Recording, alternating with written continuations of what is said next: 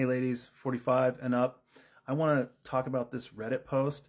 I mean, first off, uh, you know, this woman, she's not alone, and none of you are alone if you're feeling this way. This is one of the most common things that women talk about during menopause is uh, just that are related to brain changes a lot of the time that happen during this time of life that are not permanent, but it leads to brain fog and memory issues and trouble, you know, doing certain cognitive tasks, executive functioning, and different things that you were used to before.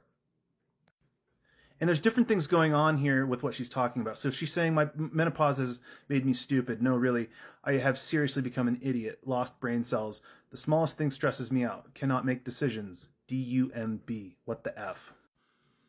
I want to put this in perspective about what's going on neurologically and physiologically that's contributing to what she's talking about, because I know so many of you have experienced this or are experiencing it, and there's different things.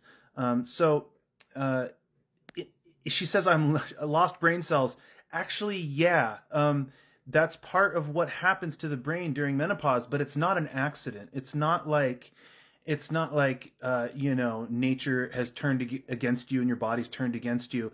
There's a reorganizing of your neurologic structure of your brain that happens during perimenopause and menopause. And this is by design. This is evolution to prepare you for the next decades of your life to be successful in what evolutionarily has been necessary for our species to survive. And I talk about this in my book, The Bridge System, as what I've seen in my practice over the last decade and come to understand is that it's on a sort of a deeper level. It's entering into what I would term the matriarch, and that's not necessarily about being a mother or family. It can be, but a matriarchal figure is also a leader in an organization or a group or a tribe, and so we still have matriarchs in our society in every level of our family, our community, our governments, and so on. And we really need this deep feminine wisdom. So at a deeper level, that's what's happening, is there's a reorganizing of your neurologic structure. But during that, you lose neurons and you lose connections that you used to have, which means certain abilities or skills that you used to have become more difficult. Those connections aren't there. Doesn't mean that they won't come back again, but it does mean that there is a reorganizing of certain aspects of yourself that you may have really come to define as yourself. For many of you, I'm sure that the way that you think, the skills, the mental skills you've had, the work you've done, the ability that you've had to communicate, and all these things, those are very core, I would imagine, to yourself and how you view yourself and who you are in the world. And when those things start to change, that can be a big reality shock. But that doesn't mean that there isn't another side to this. It's just part of the process. So during that time, it is difficult and it can be so frustrating. I've talked to so many women over the years who at the core of what I understand is going on is that there's a loss of definition of self, and also just frustrating as all hell if you can't think straight and you're feeling like an idiot. So I want to just normalize that a little bit, but also let you know that this is very common. It's a normal part of the process, and knowing that it's not something that lasts forever, and that you can kind of come out the other side in an even sort of better, sharper, and different kind of cognitive place than you were at before. It's just a process, and there's different things you can do from a natural medicine perspective, diet, lifestyle, supplementary perspective to help your brain as well, which I talk about in other places on my channel. But there's some other really important things that I want to talk about here. So she's saying the smallest thing stresses me out. There's a lot that could be going on there. So one of the other things that happens during the menopausal transition and then post-menopause, during the whole time frame, which again, it can be many years depending on when you started perimenopause and kind of get to the other side of post-menopause when symptoms start to calm down and you kind of reach the other side of the process.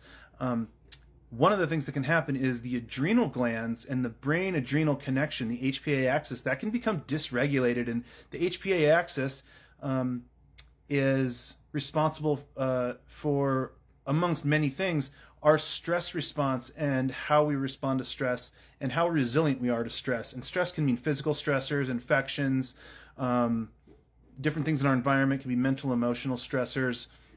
That's usually what we think about.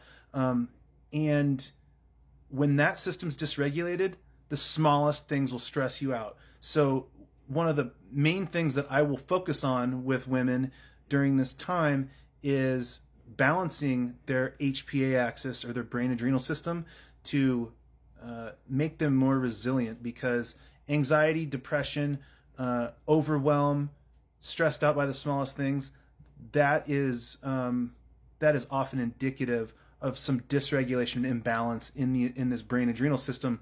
And part of it is because of what's going on with brain changes potentially, but part of it is also because of other changes that are happening physiologically that can make this system get out of balance. But luckily, there's awesome things you can do from a natural medicine perspective, like adaptogens are fabulous, amongst many other diet lifestyle approaches that you take along with that. But adaptogens as an herbal medicine approach are always there in my medicine cabinet for this, because they're so helpful.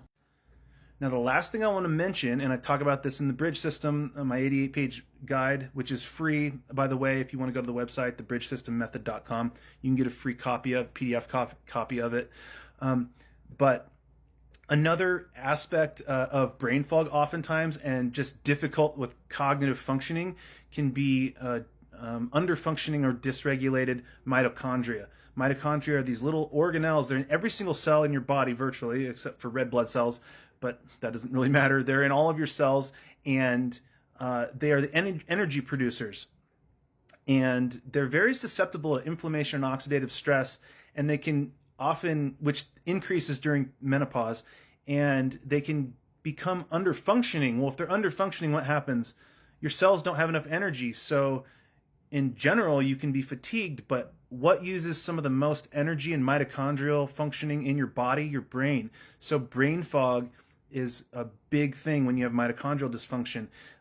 It will lead to issues with executive functioning, memory, so on, difficult decision making, all of these things. So your brain, that's a foundational aspect of how your brain functions. So that's just another thing, another reason that a holistic perspective to perimenopause and menopause is essential. Hormones is obviously a piece that needs to be focused on during this time, but you can't just do hormone replacement therapy a lot of the time and expect that now your HPA axis is functioning appropriately, and now your mitochondria are also starting to work better. That's why you see a lot of women take hormone replacement therapy or menopause hormone therapy, MHT, and they will have symptom improvement. Hot flashes improve.